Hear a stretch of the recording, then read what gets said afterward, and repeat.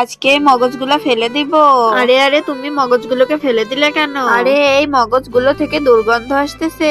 আরে এই মগজগুলো তো এখনো অনেক ভালো আছে, এগুলো রান্না করলে তো খাওয়া যাবে। তাহলে তুমি এগুলোকে নিয়ে যাও। আচ্ছা ঠিক আছে, আমি এগুলোকে বাসায় নিয়ে গিয়ে মজা করে রান্না করে খাবো।